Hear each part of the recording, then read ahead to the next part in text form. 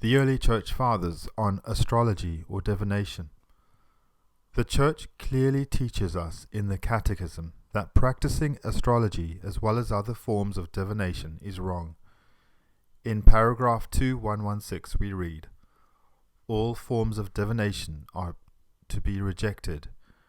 Recourse to Satan or demons, conjuring up the dead, or other practices falsely supposed to unveil the future, consulting horoscopes, astrology, palm reading, interpretation of omens and lots, the phenomena of clairvoyance, and recourse to mediums all conceal a desire for power over time, history, and, in the last analysis, other human beings, as well as a wish to conciliate hidden powers. They contradict the honor, respect, and loving fear that we owe to God alone. That the Church has always taught this is also very clear. In the Didac of 70 AD, "Be neither an enchanter, nor an astrologer, nor a purifier, nor be willing to look at these things, for out of all these idolatry is engendered." Tatian the Syrian of 170 AD. "Under the influence of demons, men form the material of their apostasy, for having shown them a plan of the position of the stars, like dice players, they introduce fate, a flagrant injustice. For the judge and the judged are made so by fate. The murderers and the murdered, the wealthy and the needy, all are the offspring of the same fate.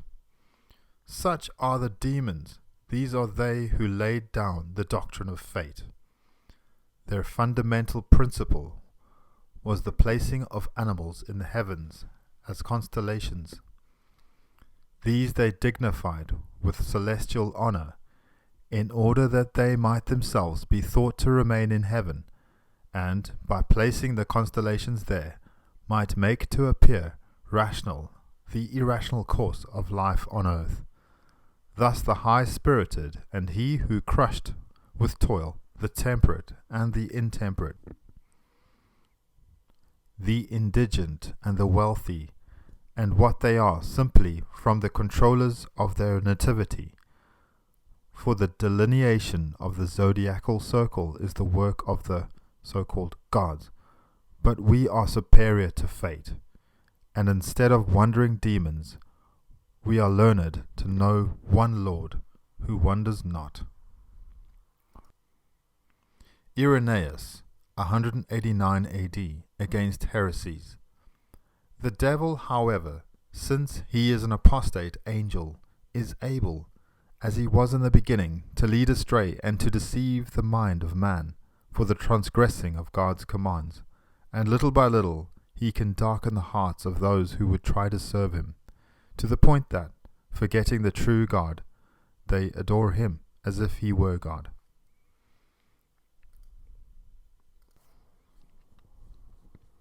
Tertullian, 211 AD, on idolatry. "We observe among the arts also some professions liable to the charge of idolatry. Of astrologers there should be no speaking even. But since one in these days has challenged us, defending on his behalf perseverance in that profession, I will use a few words. I allege not that he honors idols whose names he has inscribed on the heaven, to whom he has attributed all God's power. One proposition I lay down, that those angels, the deserters of God, i.e. demons, were likewise the discoverers of this curious art, astrology, on that account also condemned by God." Hippolytus, 228 AD, Refutation of all heresies. "How impotent the astrologer's system is for comparing the forms and dispositions of men with names of stars! For we know that those originally conversant with such investigations have called the stars by names, given reference to propriety of signification and facility for future recognition. But what similarity is there of these constellations with the likeness of animals?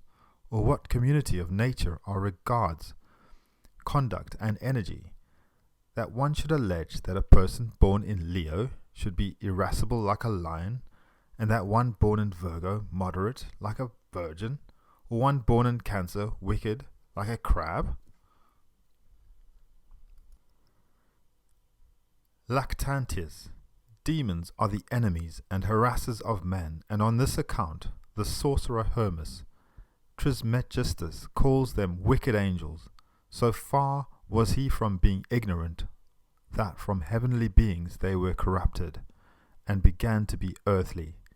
These were the inventors of astrology and of soothsaying and divination, and those productions which are called oracles and necromancy, and the art of magic, and whatever other evil practices these men exercise, either openly or in secret. Demons brought to light astrology and augury and divination, and though these things are in themselves false, yet they themselves, the authors of evils, so govern and regulate them that they are believed to be true. Thus by their frauds they have drawn darkness over the human race, that truth might be oppressed, and the name of the supreme and matchless God might be forgotten. Basil of 350 AD, concerning the zodiac. Then those who give themselves up to this imaginary science, and those who listen to them open-mouthed, as if they could learn from them the future, are supremely ridiculous. Synod of Laodicea, 362 AD, Canon 36. They who are of the priesthood or of the clergy shall not be magicians, enchanters, planetary mathematicians, or astrologers. Athanasius of 367 AD. They, astrologers, have fabricated books, which they call books of astrological tables, in which they show stars, to which they have given the names of saints, and therein of a truth have they inflicted on themselves a double reproach, those who have written such books because they have perfected themselves in a lying and contemptible science of astrology, and as to the ignorant and simple they have led them astray by evil thoughts concerning the right faith, established in truth and upright in the presence of God. John Chrysostom of 392 AD. Let us show forth by our actions all excellencies of conduct, and kindle abundantly the fire of virtue. For you are lights, says Paul, shining in the midst of the world. See Philippians 2 verse 15. And in fact a deep night oppresses the whole world. This is what we have to dispel and dissolve.